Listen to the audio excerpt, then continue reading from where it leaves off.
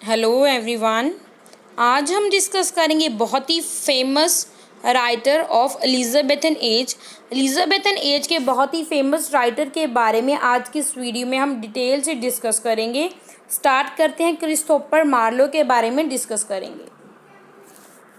Christopher Marlowe was an Elizabethan poet and William Shakespeare's most important predecessors in English drama। तो जो Christopher Marlowe ये Elizabethan age से belong करते हैं और ये पोइट थे एलिजाबेथन एज के, और ये विलियम शेक्सपियर की लाइफ में भी इनका बहुत ज़्यादा इम्पॉर्टेंट रोल है और ये बहुत ही इम्पॉर्टेंट रोल प्ले करते हैं इनके शेक्सपियर के ड्रामास में। और इन्होंने शेक्सपियर ने अपने ड्रामास के लिए इनके जो वर्क्स हैं उनसे बहुत कुछ सीखा था। He is noted specially for is the establishment of a dramatical blank verse. तो ये ड्रामेटिकल ब्लैंक वर्स का जो इन्वेंट किया था, ये एस्टेब्लिश किया था, ये इन्होंने ही किया था। ये इसी के लिए जाने जाते हैं इंग्लिश लिटरेचर में, ड्रामेटिकल ब्लैंक वर्स को इंट्रोड्यूस किया था। In a play writing career that spanned little more than 6 year. चाहे इनका जो राइटिंग स्पैन है वो सिर्फ 6 ईयर है, इन्होंने 6 ईयर तक ये राइटिंग करियर अपना जारी रखा। Marlowe's achievement were diverse and splendid.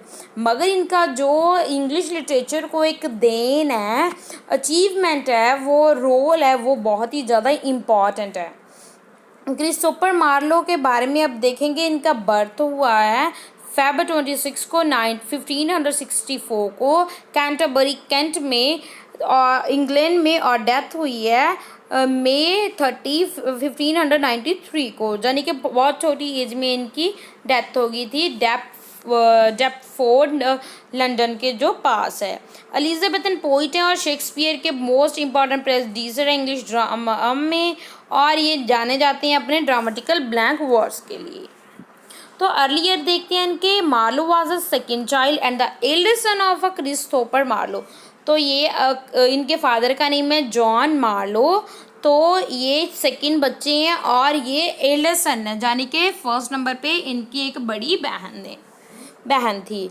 तो कैंटरबरी शू मेकर हैं, यानी कि कैंटरबरी में ये शू मेकर थे। इनके फादर क्रिस्टोफर मार्लो के फादर जॉन मार्लो एक कैंटरबरी में शू मेकर का काम करते थे। Nothing is known for is the first schooling. इनके स्कूलिंग के बारे में इतनी ज़्यादा हमें इंफॉर्मेशन नहीं मिलती, मगर ये बोला जाता है कि वो 14 जनवरी 1579 को ये किंग स्कूल में एंटर हुए थे। कैंटरबरी में ही था ये school as a scholar. A year later he went to a Corpus Christi college. Then ये कॉलेज में चले जाते हैं, कैम्ब्रिज से जो एफिलेटेड था college, Corpus Christi college. Obtaining his bachelor of arts degree in 1584। अपनी डिग्री बीए की डिग्री को लेने के लिए ये इस कॉलेज में जाते हैं, एडमिशन करवाते हैं 1584 में। ही continued in a residence at a Cambridge. यहाँ पे ही इन्होंने रहना शुरू कर दिया कैम्ब्रिज यूनिवर्सिटी में, विच में imply that he was intending to take an Anglican orders in 1587. However, the university hesitated about granting him the master's degree। मगर 87 में इस यूनिवर्सिटी ने इनको मास्टर डिग्री देने से मतलब मना कर दिया, हेजिटेट कर रहे थे उसको डिग्री देने में। It's doubt arising from its his frequent absence from the university.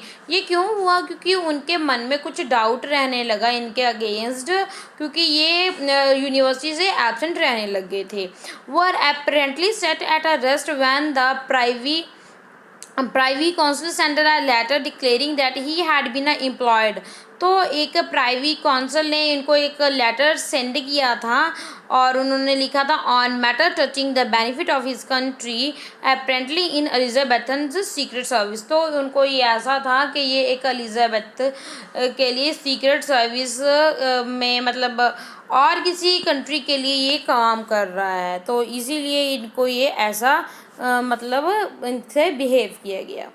तो लेटर ईयर और लिटरेरी करियर देखते हैं इनका। 1587 के बाद मार्लो वॉज इन लंदन में थे ये, राइटिंग फॉर द थिएटर, ये थिएटर के लिए लिखते थे। Occasionally getting into trouble with the authority become of his a violent and a disreputable behavior। तो इनका जो बिहेवियर था वो बिल्कुल ही वायलेंट बिहेवियर, डेंजरस बिहेवियर हो गया था इनका। तो probably also engaging himself from the time to time in a government service. तो इनको गवर्नमेंट सर्विस यानी कि ये कोई ना कोई बखेड़ा खड़ा कर देते होंगे। तो मतलब ये का जो बिहेवियर था वो बहुत ही डिसरेपुटेबल था, वायलेंट था। तो इसीलिए उनको बार बार गवर्नमेंट सर्विस के लिए जाना पड़ता था। तो Marlowe won dangerous reputation for atheism. तो इनकी रेपुटेशन बहुत ही डेंजरस बन गई थी as a atheism. But this could in Elizabethan once time, Elizabethan first के टाइम इनकी जो रेपुटेशन बहुत ही ख़राब हो गई थी as a atheism. indicate merely unorthodox religious opinion in Robert Greene's deathbed track, Greene's grants worth of writing. Marlowe is referred to as a famous gracer of a tragedian।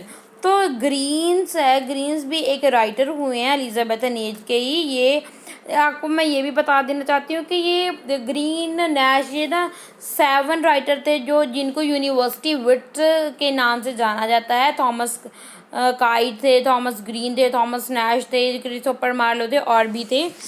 मतलब 7 जाने थे। ये सभी ये यूनिवर्सिटी विट के एक ग्रुप से belong करते थे। तो रॉबर्ट ग्रीन इनके बारे में बोलते हैं कि ये मार्लो है एक फेमस ग्रेसर ऑफ अ ट्रेजिडियन था and is reproved for having said like Greene's himself there is no God.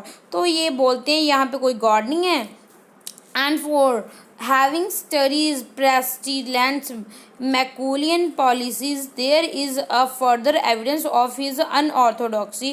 यानी कि ये इनके जो ओपिनियन थे वो सोसाइटीज़ के बिल्कुल ही opposite थे। notable in the denunciation of him written by the spy क्या होता है? जासूस। एक जासूस के लिए भी Richard Baines and in the letter of a Thomas Kyd ने भी अपने लेटर में बताया है, इनके बारे में जिक्र किया है। The Lord keeper in 1593 after Marlowe's death.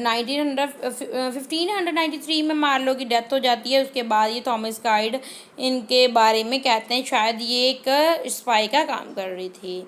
काइड alleged that certain papers denying the deity of Jesus Christ, ये बोलते हैं चाहे ये जीसस क्राइस्ट की जो डाइटी है उसको डिनाई करते थे। That were found in his room belong to Marlowe. तो मार्लो के रूम से बिलोंगिंग कुछ ऐसी मिली थी उनको, तभी ये ऐसा बोल रहे थे। Who had shared and room 2 years before. तो ये वही रूम को 2 साल से ये शेयर कर रहे थे। Both beans and kite suggested on Marlowe's part atheism in the strict sense and a persistent delight in a blasphemy। तो whatever the case may be, on May 18, 1593 the Privy Council issued an order for Marlowe's arrest। तो जो privy council थी उन्होंने एक issue कर दिया, ये order issue कर दिया कि मार्लो को अरेस्ट किया जाए। 2 days later the poet was ordered to give a daily attendance on their lordship. तो सभी इस पोइट को अटेंडेंस देनी बहुत ज़्यादा ज़रूरी हो गई थी लॉर्डशिप में। until he shall be licensed to the contrary, अगर नहीं करेगा तो उसको लाइसेंस्ड कर दिया जाएगा। on May 30 however Marlowe was killed by a इनग्रैम फ्राइज़र। तो ये आपने नेम याद रखना है, इनग्रैम फ्राइज़र। ये इन्होंने इनको मार दिया था, किल कर दिया था, इसका मर्डर कर दिया था, असैसिनेट कर दिया था मार्लो को। In the dubious company of a Nicholas Skeres and a Robert Poley at the lodging house in a Deptford, जहाँ पे ये रहते थे वहाँ पे। Where they had spend most of the days and where it was alleged a fight broker out between them over the bill. तो bill के साथ यानी कि बिल को लेकर इनका झगड़ा हो गया था। तो उस झगड़े के कारण ही उनकी मतलब उन्होंने डेथ मतलब उसको मार दिया था उस लड़ाई में। In the play writing career that spend little more than 6, चाहिए इन्होंने 6 ईयर के लिए काम किया। Marlowe's achievements were diverse and splendid, मगर इनका जो अचीवमेंट है वो बहुत ज़्यादा है इंग्लिश लिटरेचर को। Perhaps before leaving Cambridge he already written Tamburlaine the Great, तो इन्होंने एक work the Tamburlaine the Great, ये इन्होंने यूनिवर्सिटी को छोड़ने से पहले लिखा था, जो 2 पार्ट्स में डिवाइडेड है। Both performed by the end, जो परफॉर्म्ड भी किया गया ये इनका वर्क 1587 में, और पब्लिश करवाया गया इसको 1519 में। तो कहते almost certainly during his later Cambridge year, Marlowe had translated Ovid's Amours, तो इन्होंने ओविड्स का जो वर्क है अमोर्स इज द, जिसको इन्होंने द लवर्स में वो इसका मीनिंग है अमोर्स का, उसको इन्होंने ट्रांसलेट भी किया। तो and the first book of the Lucan's Pharsalia from the Latin से भी इन्होंने ये ट्रांसलेट किया एक work. From this time he also wrote the play Dido Queen of a Carthage, तो इन्होंने उस टाइम पे वर्क भी लिखा डिडो द कार्थेज, जो 1594 में इन्होंने पब्लिश करवाया as the joint work of a Marlowe's and Thomas Nashe, तो दोनों ने थॉमस नैश और थॉमस काइड दोनों ने मिलकर ये वर्क पब्लिश करवाया। With the production of the Tamburlaine he received recognition acclaim and play writing become his the major concern in the few years that lay ahead. Both parts of a Tempoline were published anonymously in 1590 में इन्होंने दोनों ये अपने part जो टेम्पोलाइन की हैं publish करवा दिए थे। And the publisher omitted certain passages that he found incongruous with the play's serious concern with the history, तो मगर जो एडिटर था उन्होंने कुछ इनमें से कॉम्प्रीहेंशन को डिलीट कर दिया था, क्योंकि उनके अकॉर्डिंग ये तो जो ये कंसर्न करता है, मतलब ये को सीरियस कंसर्न करता है हिस्ट्री के साथ, जिसके साथ मतलब रीडर मतलब अच्छा नहीं लगेगा, तो इसलिए उन्होंने कुछ काट भी दिया था उनका लिखा हुए वर्क में से। No other of his plays और पोइम्स और translator were publish during his life, कोई भी और वर्क इनके टाइम पे नहीं लिखा गया, यानी कि जीते जी नहीं लिखा गया, सिर्फ टेम्पोलाइन था जो पब्लिश हुआ इनकी लाइफ स्पेन में ही। His unfinished but a splendid poem, इनकी जो पोइम है अनफिनिश्ड थी मगर बहुत ही स्प्लेंडेड पोइम है जो थी, जिसका नेम है hero and the lander, which is almost certainly the finest non-dramatical Elizabethan poem apart from those produced by Edmund Spenser appeared in 1598 में। तो इनकी जो बहुत ही फेमस पोइम है, तो इसी ये एडमंड स्पेंसर की पोइम का ही एक पार्ट लगता है प्रोड्यूस की थी जो एडमंड स्पेंसर ने 1598 में, hero and lander. There is an argument among a scholar concerning the order in which the play subsequently into Tamburlaine were written, तो बहुत से जो क्रिटिक्स हैं वो आर्गूमेंट भी करते हैं कि इनका जो वर्क है टेबुलाइन कब लिखा गया था। It is not uncommonly held that a Faustus quickly follow Tamburlaine, तो ये भी हम कॉमनली नहीं कह सकते कि ये टेबुलाइन के बाद ही जो इसका फेमस वर्क है डॉक्टर फॉस्टर्स वो आ गया था, क्विकली ही आ गया था। More neutral, more social and kind of a writing Edward second the massacre at Paris, his last play में have been the Jew of Malta, तो ये ऐसे भी बोलते हैं इनका मे बी मतलब हो सकता है इनका ज्यू of Malta last play sadly broke new ground. He is known for, ये अपने वर्क के लिए जाने जाते हैं। कौन कौन से वर्क इनके नोटेबल वर्क हैं?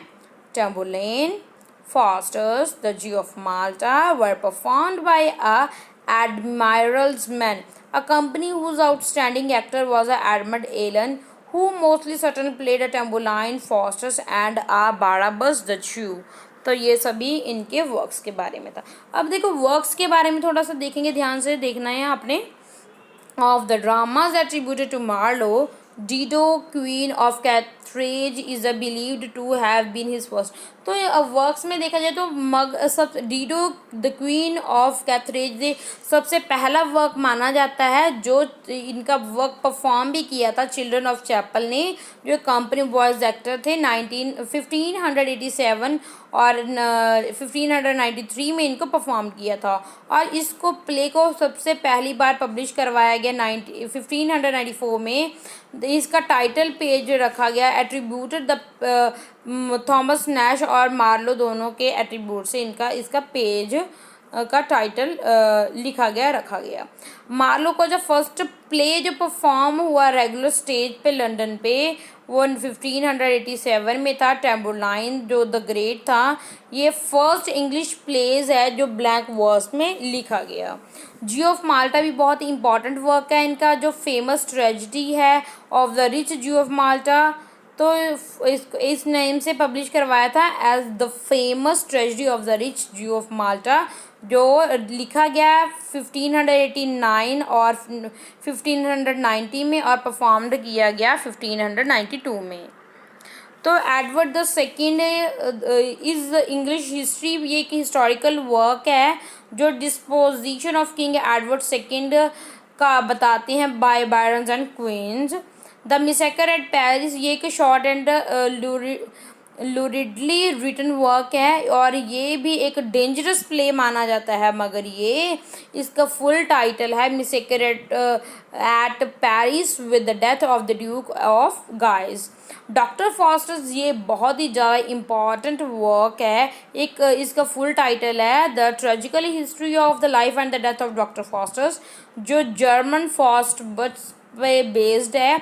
और इसमें क्या होता है, ये ड्रामेटिकल वर्जन है जिसमें जो फॉस्टर्स एक स्कॉलर होता है वो डीलिंग कर लेता है डेविल के साथ के अगर आप मुझे बहुत ज़्यादा पावर दे दोगे, मैं कुछ भी चाहूँ वो कर सकोगे, तो मैं आपको अपनी सोल दे दूँगा।